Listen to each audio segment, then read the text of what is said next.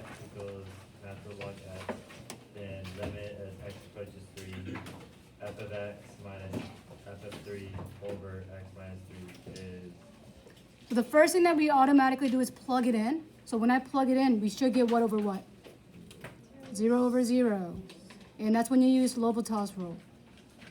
And what that basically tells us is, you find the derivative of the top and then derivative of the bottom and see if we can plug it in. And your limit notation just carries on until we plug it in. So the derivative of f of x is f prime of x. And the derivative of f of 3 is some constant number, so it's going to be minus 0. And what's the derivative of 1x? 1. And again, derivative of any constant is 0. So then everything revolves around f prime of x, which I have f of x right here. So when I plug in, when I derive, natural log of x is what? 1 over x. And then I'm plugging in what number into this slope? 3, 1/3. So if I have 1/3 minus 0, it is 1/3 still. And then we have 1 minus 0 is still 1. And that's understood always over 1. So my answer has to be what? A. Boom. This question ideally should be saving you some time. So let's go on to number 22. Okay, Alex, let's read number 22.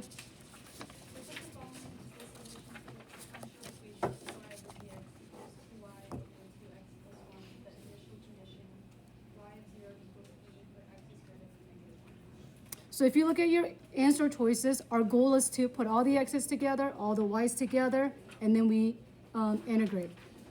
So let's start by putting the y's together. When I move this y over, that's going to give me integral of 1 over 2y. It's going to go on the bottom, dy. Then I have is equal to, and then the x's go together. For the x's, we have the understood 1. 2x plus 1 dx. And now let's go ahead and integrate. Now, before integrating on the first part, are you guys okay if I kick out the half? Kick out the half. So we have integral from 1 over y dy. And let's actually worry about this side. We know integral of 1 over y is always what? Natural log of the absolute value of y. And I know I should put plus c, but let's write plus c one time on the other side. For this one, I need to use substitution. So I have u is equal to 2x plus 1 du, 2 dx. And what I have right now is 1 dx. So I need to move the 2 over by saying 1/2 du is equal to dx. And then our substitution is going to be kick out the 1/2, integral of 1 over u du. Is that going to be another natural log? Are you guys okay for natural log? I automatically plug this one in as I write the natural log to kind of save some time. 1/2 natural log of the absolute value of 2x plus 1 plus c. So then from here, we're going to have to apply some algebra 2. What do we not like about what's happening on the left and the right? How can I simplify this? Do we like the half? So can I get rid of the half on this one by multiplying by 2 on every single one of them? You don't have to, but that's going to make my life not so miserable. So it'll be natural log of the y is equal to natural log of the 2x plus 1. And for any constant, if I add another 2, it's going to give me a different constant. Just leave it as c. Let's put the natural logs together by subtracting this guy over here. So we have natural log of the y, and I know this one is taking a long time, and that is okay. Minus natural log of 2x plus 1. And I'm going to put equal to c. Let's kind of recall back in Algebra 2, when we were expanding to condensing, what operation separated that minus sign when we condensed? Was it multiplying or dividing? Dividing. So we have natural log of. And because I'm thinking ahead, at some point, the absolute value is going to go away, so I'm just going to take it away right now. Y over 2x plus 1, and then I have is equal to c. Let's write the understood base of e. Drop and cross. Drop the e, cross the c as our new power, is equal to y over 2x plus 1. So our main thing is to try to figure out what is our c value. So our c value for us to find, let's see. If I have e to the power of c, isn't that another constant? Yep. So if I rewrite it, it'll be easier for me to write it as c is equal to y over 2x plus 1. And if you look at the very, very beginning, they gave us 2 points, x equals 0, y equals e. Let's plug that in. So we have c is equal to, we have e over 2 times 0 plus 1. So that tells me my c has to be what? E. So if I were to write out this guy over here by cross multiplying, we can cross multiply this way by saying y is equal to c times 2x plus 1, and we know our c is e. Y is equal to e times 2x plus 1. And when I distribute the e on both, it's going to match which answer choice? B. And that took a while. So if you want it, could this have been the one to potentially just guess? Yeah. Okay, let's go on to number 23. The remaining goes pretty fast. All right, Nathan, let's read. The region closed by the graph is y equals x squared and y equals 2x is the base of the solid.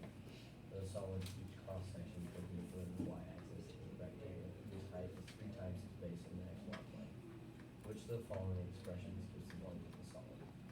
All right, the key word here it is. Cross section is perpendicular to the y-axis. That means it is with respect to y. Meaning everything has to be in terms of y. And just by looking at that, could I eliminate C and D? It's not in terms of y, correct? So cross it out. And let's kind of sketch this so we see the right and the left. So here's my graph. We know y equals x squared does something like this. And then we have y equals 2x. It's going to go through the origin and do something like this. And the region we're looking for is the inside.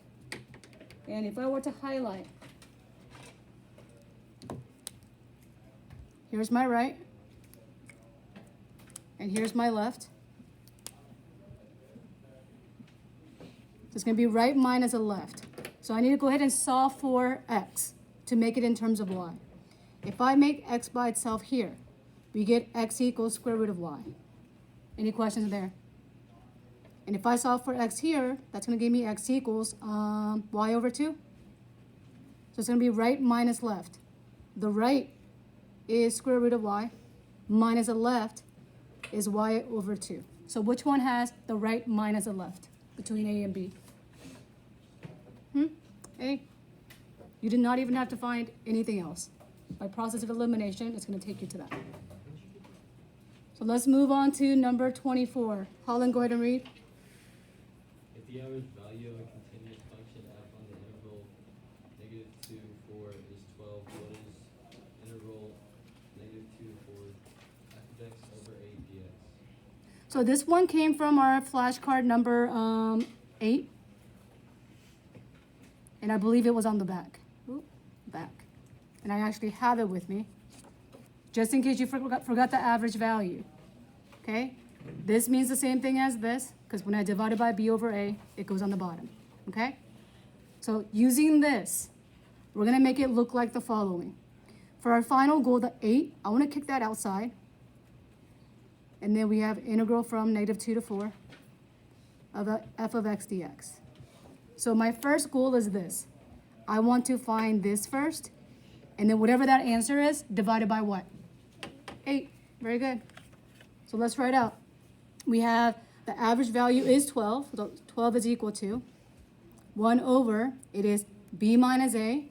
So it'll be 4 plus 2. Is that 6? So we have integral from -2 to 4, f of x dx. So my goal is to make this by itself, which I have circled right here. So I need to multiply by what on both sides? How many? 6? What is 6 times 12? 72. So we have the integral that we wanted by itself. That's a negative, by the way. So now let's see. Do I have this by itself as I wanted right here? So all I need to do is take that value and divide it by 6. So 72 divided by, not 6, 8, will give us how many? 9. Done. So make it look like it, and whatever is making it look different, multiply or divided by some number. And then our last one. Where's my- Okay, Jessica, let's read the last one, please.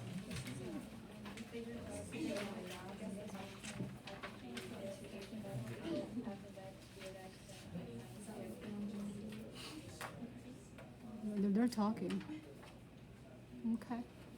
Did y'all listen? Kind of? Okay. So we're looking for h prime of 2. The first thing that we're going to do is use product rule. So it's going to be this times this. So let's kind of recall our product rule. We do what first?